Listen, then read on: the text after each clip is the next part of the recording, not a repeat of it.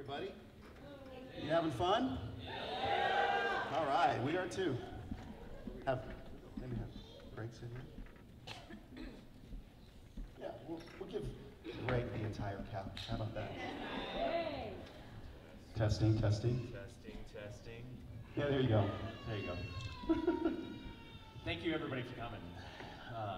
And thank you, each of you, for making this thing a success. Most of you don't know, this thing is 100% fan-funded by each of you. We started off with a $15,000 Kickstarter to get it going, and then every ticket that has been sold has paid for this thing. Most first-year cons don't break even. Most lose money, and I'm happy to say that actually we actually paid for everything last week.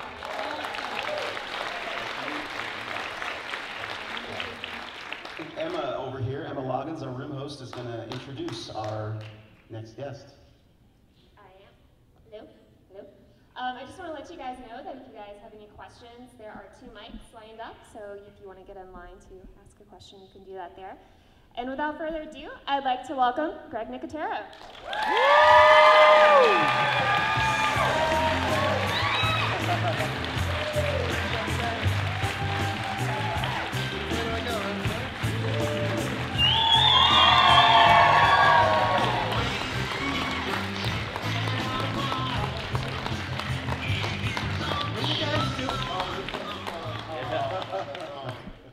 Well, you guys are up early today. Good morning, everybody. Well, how's your night? Well, see, there's this little show we work on called The Walking Dead. We were filming until 2 o'clock in the morning. So it's been a long night. I know I'm not supposed to talk about stuff. Talk about a little bit of stuff. So we're on our second to last episode. We're almost done for season 4, and yeah. It's kind of all a little bit of a blur right now. But I just want to say that I was the first person here this morning. All those other actors who didn't even have to work last night still beat them. I'll try not to swear because I'm sure there's kids here. But if I swear once, sorry. It's nothing they haven't heard at home in James's house. Well, Greg, you were the first person from The Walking Dead to commit to our podcast. And we just want to say thank you for taking that time, because without that, it's turned into this giant snowball that is now Walker Stalker Con. And that is why you are the guest of honor this weekend. Oh, thanks. Listen, if I would have known, I would have come on way earlier. We could have done this last year.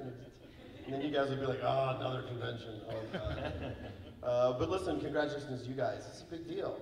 You know, the fact that they got, it was very smart to do it while we're still filming, because all the actors are here.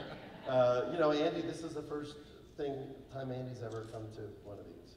So we have to go check on him afterwards and make sure that he's still sane. I kind of want to ask you real quick before we get into some really amazing photos that we're going to go through and all kinds of insider stuff. Did Andy, was there any talk? I mean, did Andy ask anybody, what is this Walker Stalker Con? I'm hearing everybody's going except me, because he was like the last one to come. I was wondering. We told him he wasn't invited. He's like, hey, you guys doing this convention? Like, no, there's no convention next weekend.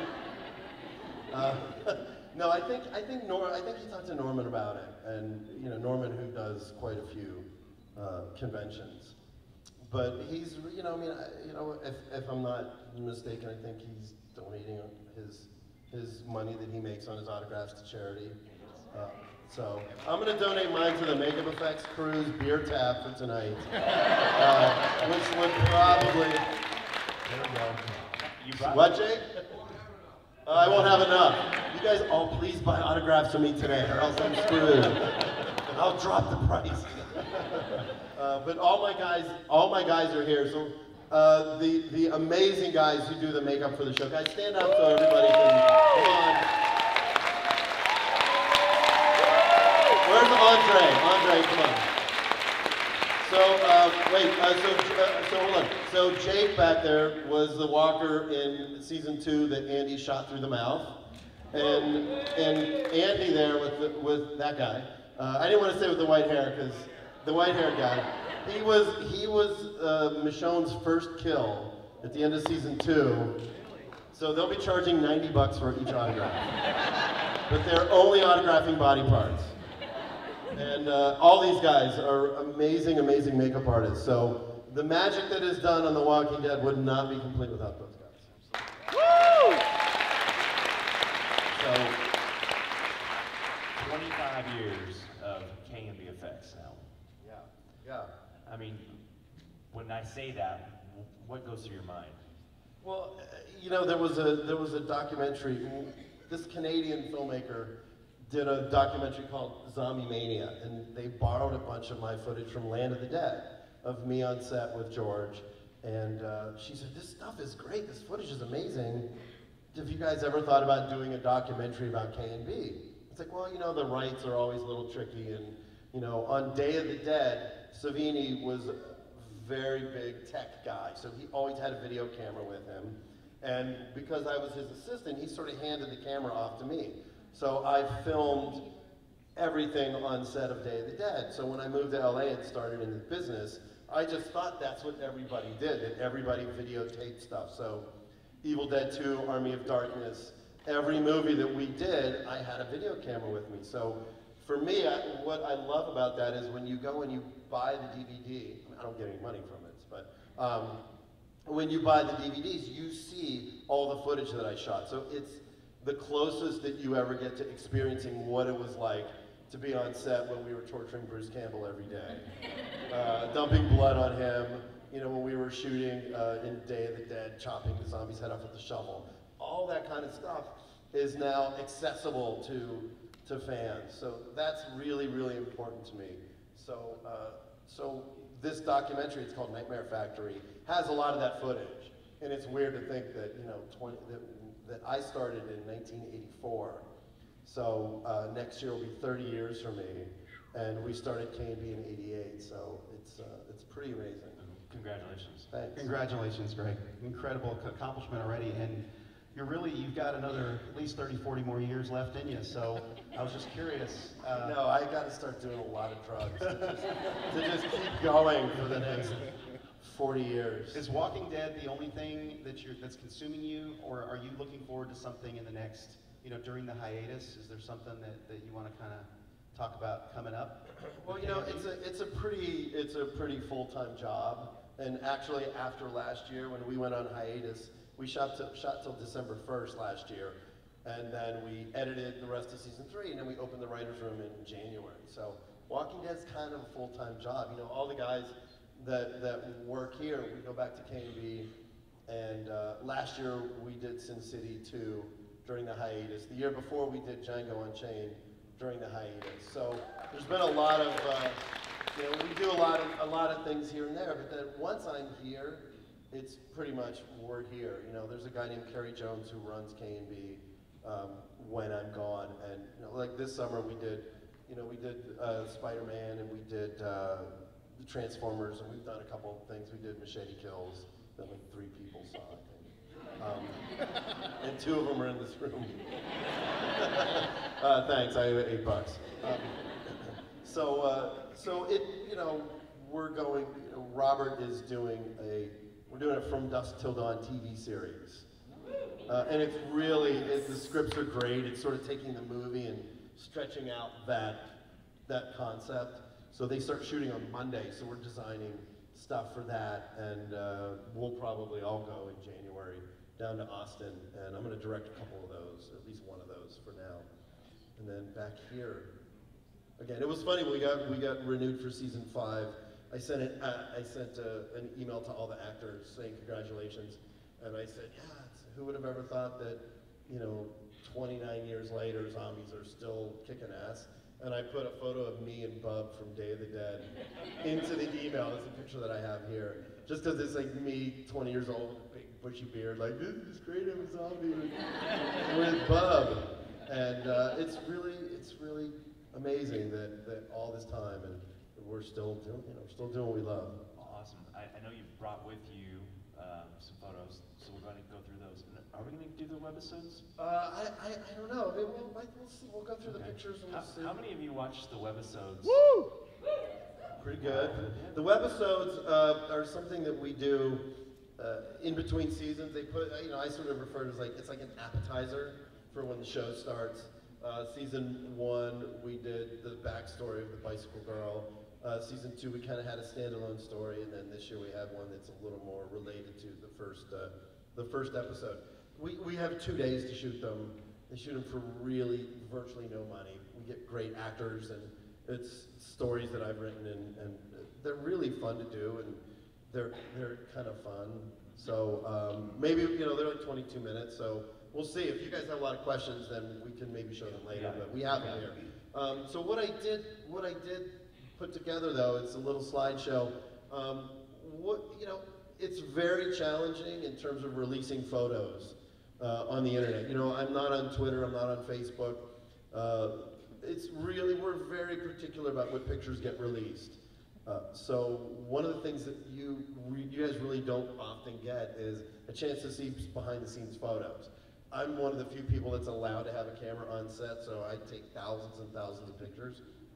But for this, what I wanted to do was just show you guys some pictures of some walkers and some of the guys doing the makeups that you really don't get a chance to see. So we'll just go and let's start with the first picture, and then we'll just skip through. So, of course, this was season 1. That's Bicycle Girl. Melissa Cowan played that makeup. It was sculpted by a guy named Jeremy ILO.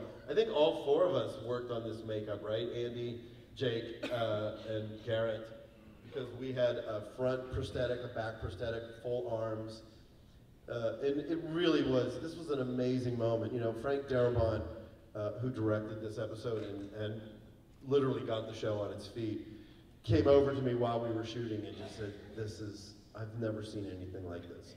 So to be able to create this character, and it really was a great group effort. And a lot of people, I think one of the biggest compliments was a lot of people said, I don't know, how did you do it? Was it a puppet? Was it did you bury her legs? So the next photo, which you'll see because we're going to skip to the next one, we'll show you slowly. Yeah, I think it's 5 seconds. No, there it is. So when we shot it on set, that's what it looked like. She had little blue leggings on, and the visual effects guys went and erased her legs.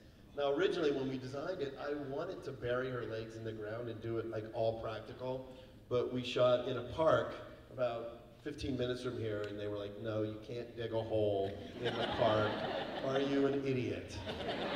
And I went, well, first, yes, and can we dig a hole? So this is what we ended up doing, and Stargate ended up erasing her legs, and then we shot elements of the bones and the intestines that dragged along, and they put it together. So this was a great example of a great performer that brought the makeup to life, because, you know, the guys will tell you that any makeup that you do, it's only as good as the performer. You know, when you get Mickey Rourke in Sin City, when he's playing Marv, and he has a presence about him. But if you have people that feel inhibited by the makeup, then it doesn't work. So one of the things that we strive to do during the show is to make sure that people really bring the characters to life. When you do a zombie like this, and maybe not necessarily just Bicycle Girl, but when you're on set and you're creating a zombie, do you ever just look and go, man, this is going to be one of those just iconic zombies? I know it's going to be that. You just see the uniqueness or something in it where you go, this is going to be one people talk about. Yeah, I think so. You know, the interesting part is a lot of times when the actors come into the makeup trailer, which is a tribute to these guys, it's like a blank canvas, you know, and they walk in and they sort of look at the face and they kind of assess like, oh, I think I want to use this piece or these dentures or this. So each zombie really is completely unique. We can bring the same actor in 10 times and they will look different every single time because it's what artist, the chair they sit in and what the artist really is able to do. On days when we have 150 zombies, it's really challenging to do a lot of hero makeups because we have volume. But on days where there's 8, 10, 12 walkers, you can really get in and detail them out. I mean, it also has a lot to do with how they're shot. Some directors on the show tend to not shoot close-ups of the walkers. Everybody always criticizes me and says, well, you always have the best zombies in your episode. I'm like, well, number one, because if they gave me shitty zombies, then that would be bad. Oh, I just swore, sorry. And number two is that I shoot them close because I want to see them. So, all right, let's go. Let's just skip forward.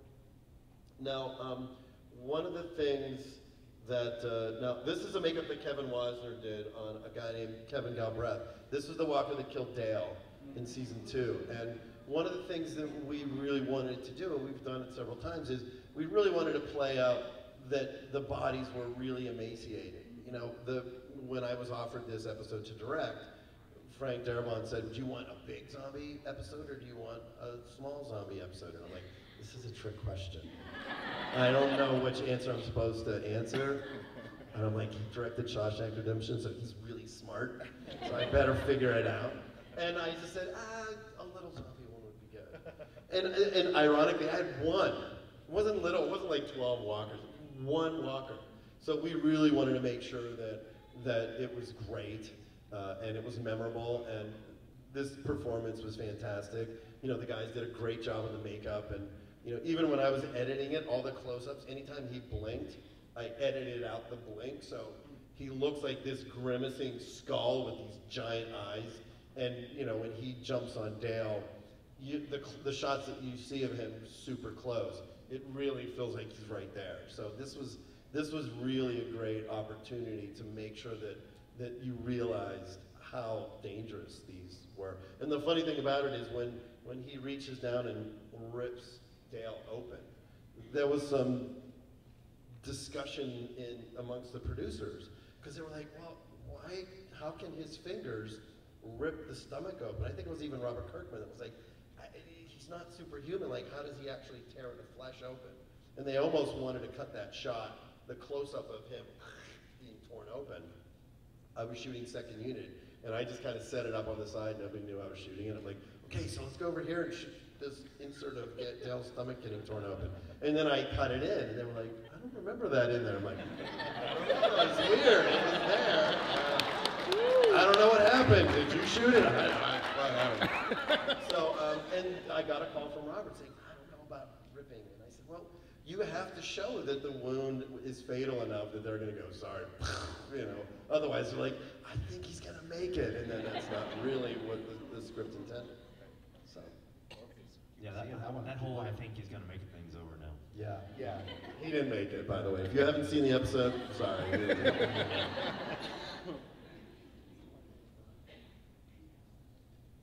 You know, as we're queuing this stuff up, you want to pause that? Talk about that? As we're queuing this stuff up, if you guys have some questions for Greg, maybe we can kind of throw those in too as he's talking. You know, So, line up over there. There you go. So this was the sculpture for the Well Walker. Now, this was a really interesting situation because all of the writers for season 2 came to K&B, had a field trip, and Frank Darabont pitched the entire season 2, and all the writers were there. It was like the Bugs Bunny cartoon where it's like, yeah, and then what happens? And then what happens? And they got to episode 8, and he goes, and then Sophia comes out of the barn, and I went, oh my God, you killed her, you. And then he pitched the rest of it, and interestingly enough, the original season 2 ended 1 episode earlier. Shane is shot. We see this big, giant, high-wide shot of the walkers coming up, and boom, and that was the end of season 2. That was originally one pitch as to how it went. So they left K&B that day, and I got a call from one of the producers. They're like, hey, we have this really cool idea about this walker that's been in this well for like months and months and just absorbed all this water and just got horribly bloated. So they were walking around K&B and saw some stuff that we were building there and came up with this idea. So we ended up making a full suit, and this was another joint effort by everybody in terms of application and execution. We can, you know what, you can just let it play. But this was probably, aside from in season 1, the CDC, this was the hottest day on the planet. And this guy, Brian Hillard, who wore the suit, we put a race car driver cool suit on so that we could pump cold water through it because the suit was full silicone. So there was no way that any air could get to him. And I got to give the guy a lot of credit. He never complained. He didn't vomit. He didn't pass out. Those were all bonuses at that particular moment. You said there's more images? Yeah, go ahead and hit play on that, gentlemen. So it was full head prosthetic, hands, full body, and then we had and there's Kevin and Andy doing the makeup. Just let it run. And then there's a picture of him being dragged up from the well. And It really was being dragged. That's not a... he had a stunt, he had a stunt harness. Pause it for 1 sec, please. He had a stunt harness on underneath the suit.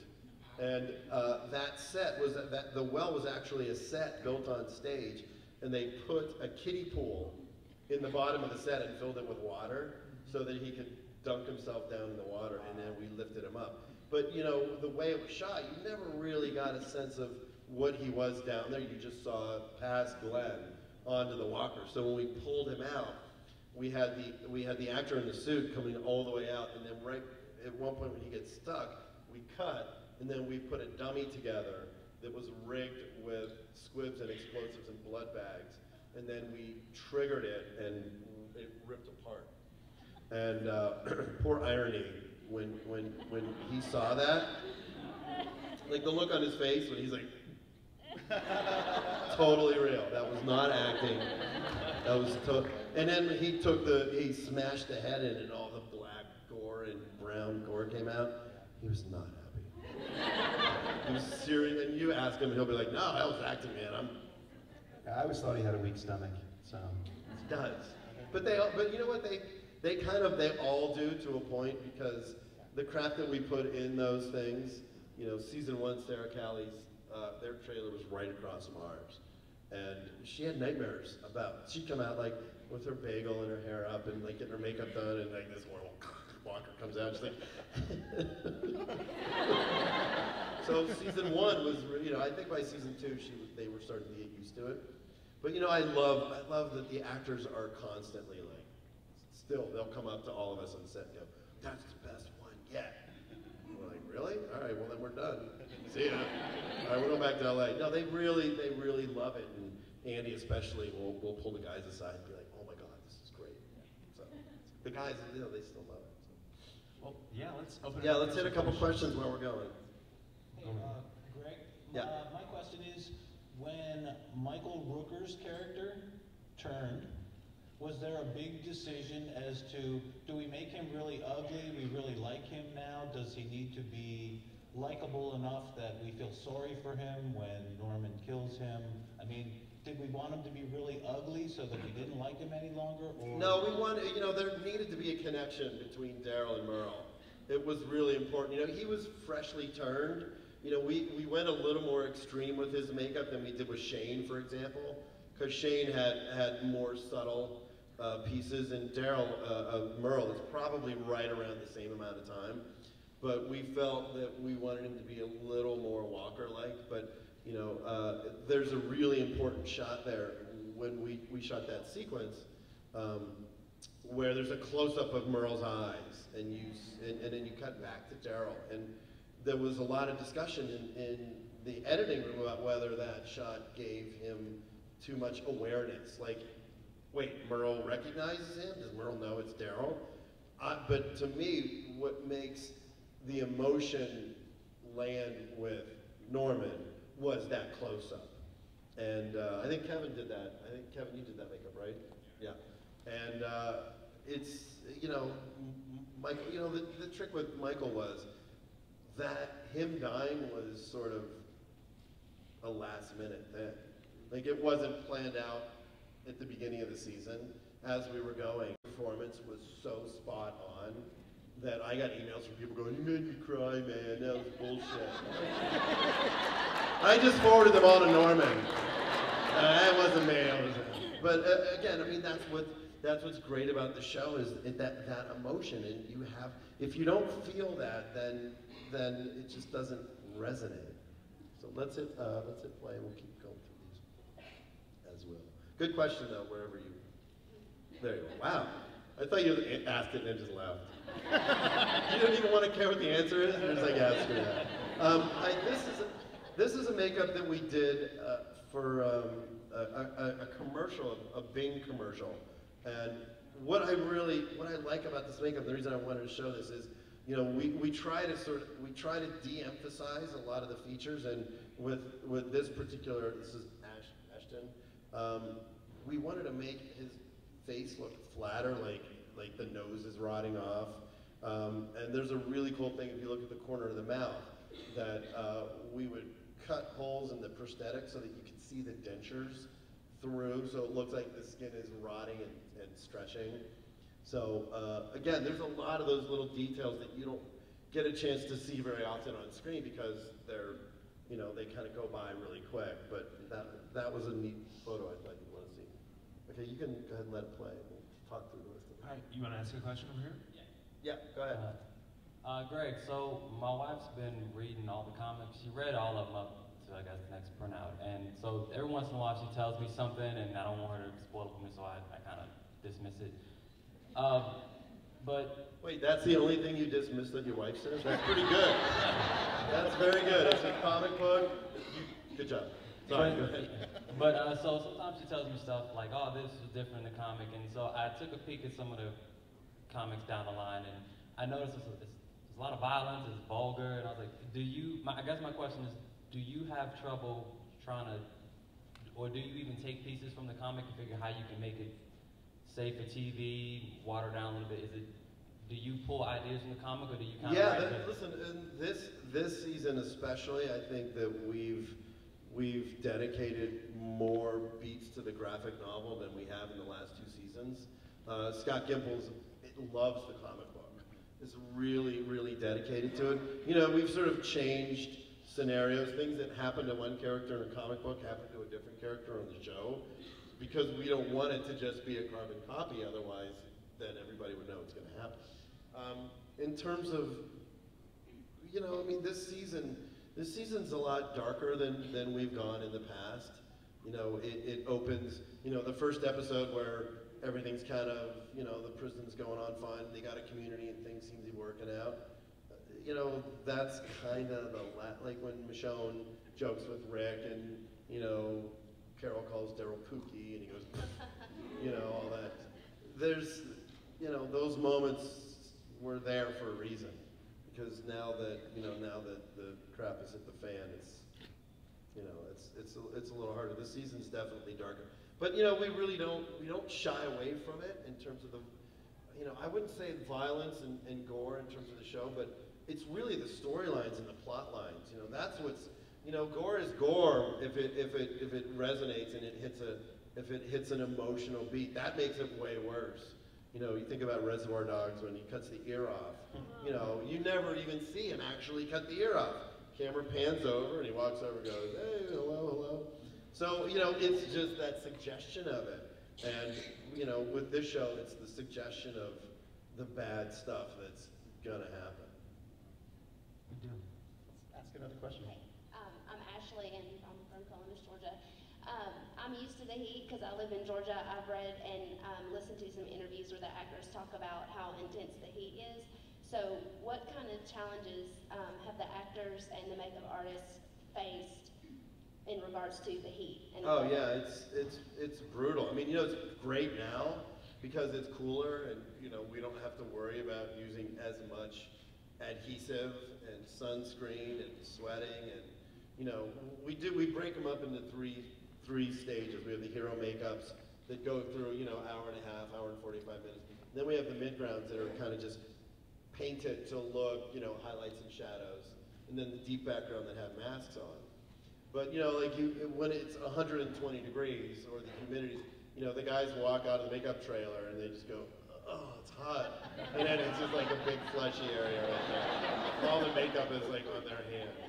It's really hard to get it to stick.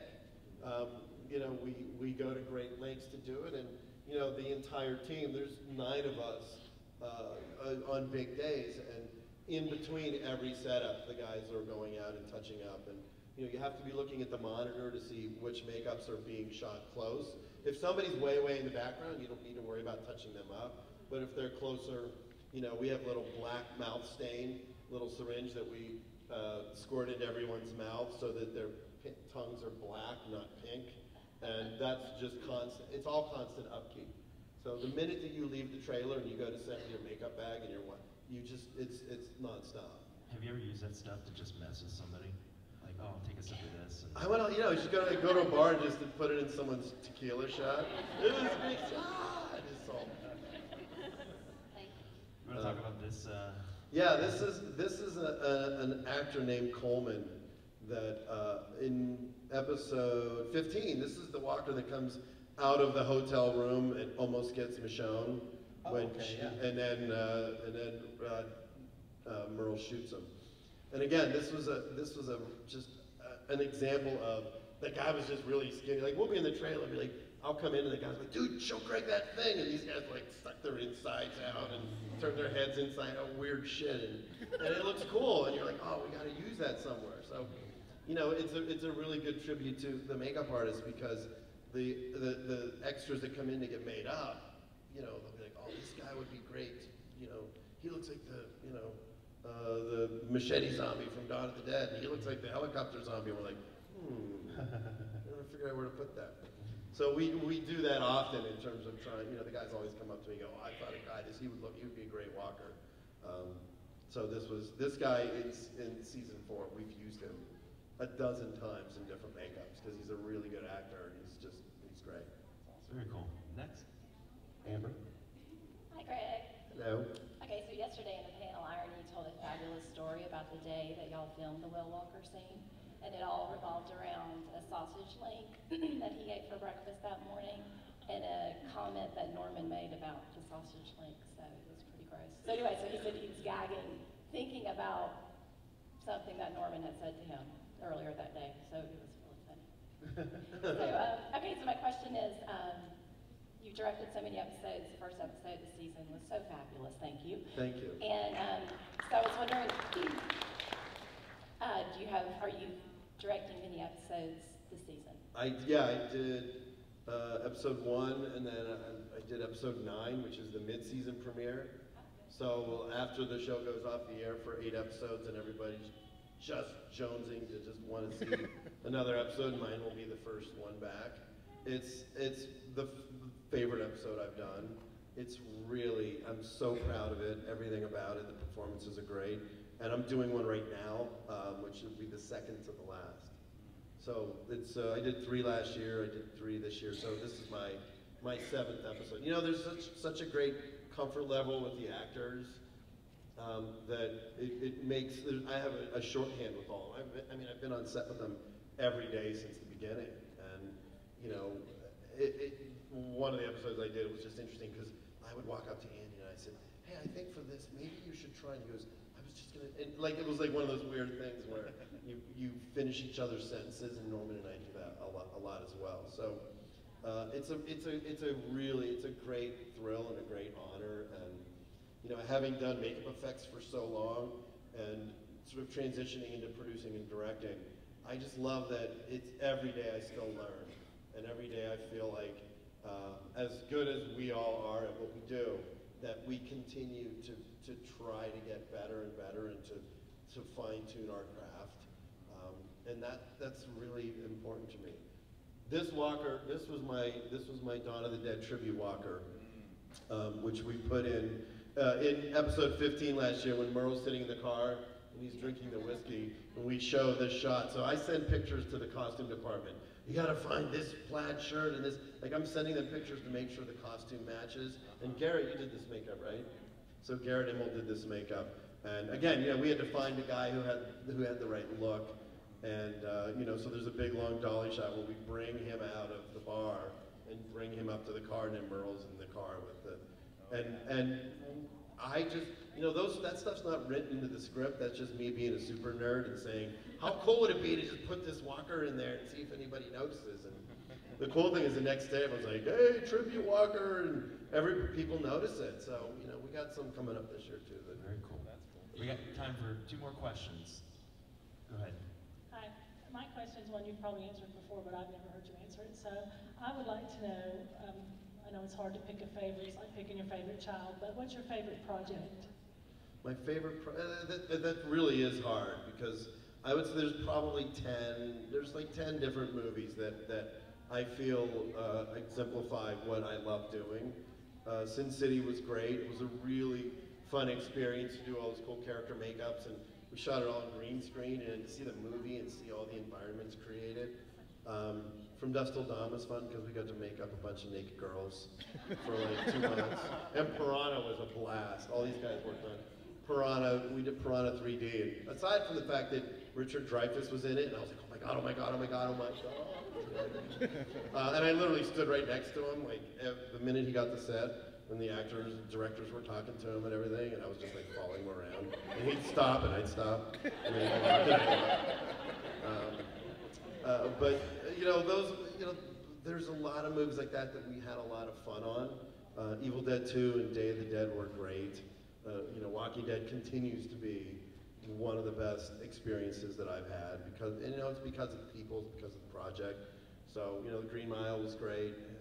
It's hard to. There's so many. It's about 10 kids right there you just listed. So indeed. All right. So last question. And let these run. You know what? You could just hit play and let those run while we're talking. Yes. Hey, Greg. Hi. So my question is, well, first off, I drove 16 hours from London, Ontario to be here. Yay. So it's a little colder up there than it is here. So I want to know, how would you play out having a zombie apocalypse up in Canada in the middle of winter? Well, the good thing is they'd all freeze, so you're fine until like April. So, I mean, no one thinks about that, you know.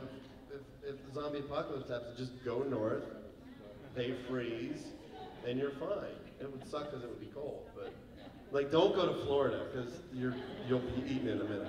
All those old people, they'll just they're hungry. I mean, they eat at like 4 in the afternoon now. That would be the worst. That makes no sense. Sorry. Greg, well, thank you again for all your work on The Walking Dead, for just creating a community of just zombie lovers.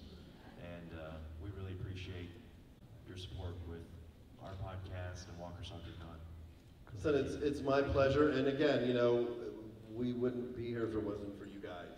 You know, I think it's a great tribute to all the fans that every actor in the show is here today and tomorrow to meet you guys, because the fact that people come up and just say, oh my God, I love it, it's the best show on TV, and you know, it's the best show on TV because you guys support it too. The more that you guys love the show, the more we'll keep making it. So thank you, Greg. Let's get